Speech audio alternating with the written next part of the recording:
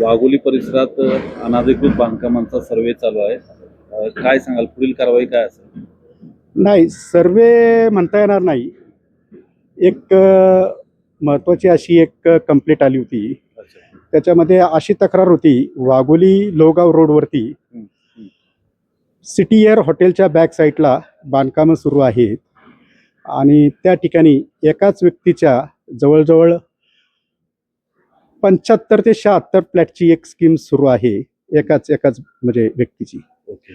तर इथं आल्यानंतर प्रत्यक्षात पाहणी केली, तर पाहणी केली असता त्याच्यामध्ये 16 1 BHKचे आणि 16 1 BHKचे अशा 2 इमारती त्यांनी उभ्या केलेल्या आहेत आणि त्याच्यामध्ये आत्ता सध्या रहिवाशी आहेत. त्यांनी ते भाड्याने किंवा विकलेले असतील तर त्याची काही चौकशी मी केली नाही नागरिकांकडे. परंतु दुसरी एक मोठी इमारत सुरू आहे, तर त्याच्यामध्ये जवळजवळ 36 फ्लॅट आहेत 1 BHK. तर त्याबाबतची माहिती मी माननीय महापालिका आयुक्तांना आत्ता जस्ट दिली, तर त्यांनी मला या ठिकाणी मोठ्या प्रमाणात कारवाई आणि कडक अशी कारवाई करायला लावलेली आहे. तर 2 ते 3 दिवसात आम्ही ती कारवाई करणार आहोत. सर, या अशा अनधिकृत बिल्डिंगमध्ये फ्लॅट घेणाऱ्या नागरिकांना आपण काय आवाहन कराल? माझं तर असं म्हणणं आहे की नागरिकांनी त्यांची जी काय आयुष्यभराची तटपुंजी कमवलेली असती, तर अशा तटपुंजीचा असा विनियोग करणं म्हणजे बरोबर नाही. तर त्यांनी सर्वप्रथम पहिली माहिती घेतली पाहिजे. अशा बेकायदेशीर किंवा इलिगल किंवा अनधिकृत बिल्डरांकडून किंवा अनधिकृत बांधकामामध्ये त्यांनी अशा सदनिका विकत घेऊ नये आणि भाड्यानेही घेऊ नयेत. कसं असतं, ऐन वेळेला महानगरपालिकेने आता मोठ्या प्रमाणात कारवाईचा बडगा उभारलेला आहे.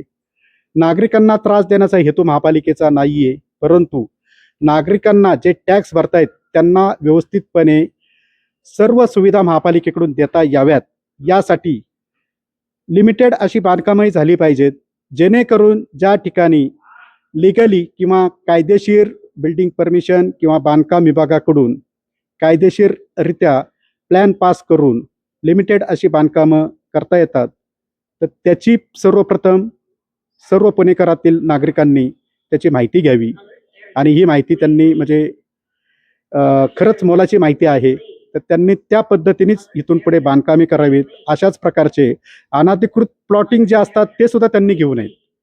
जिथं एनए प्लॉट असतात, काय जे म्हणजे रेसिडेन्शियल असतात, अशाच ठिकाणी त्यांनी ते घ्यावेत आणि आमच्या महानगरपालिकेच्या बांधकाम विभागाकडून त्यांनी त्याची रीतसर परवानगी घ्यावी आणि बांधकामे करावीत.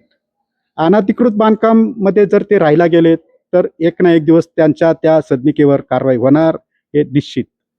सर, तुम्ही लोहगावसह पुणे शहरामध्ये अनधिकृत बांधकामं असतील, अतिक्रमणं असतील, त्याच्यावर धडक कारवाई केलेली आहे. अशाच पद्धतीनेची कारवाई आपण वाघोली भागात करणार आहात का?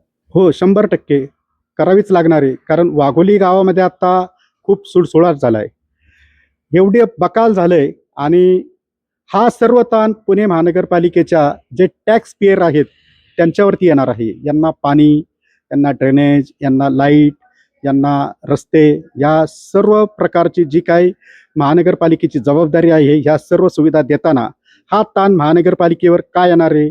तर अशा अनधिकृत बांधकाम आता याच ठिकाणची तुम्ही सरळ सरळ एक विचार करता तुम्ही पाहताय, जवळजवळ 75 ते 76 फ्लॅट यांचं ड्रेनेजचं पाणी जे पाठवायचं आहे किंवा त्याचं ड्रेनेज कुठं झालं पाहिजे, ते ड्रेन कुठं झालं पाहिजे, तर त्याला ड्रेनेज लाईन लागणार आहे, ती महानगरपालिका करणार आहे.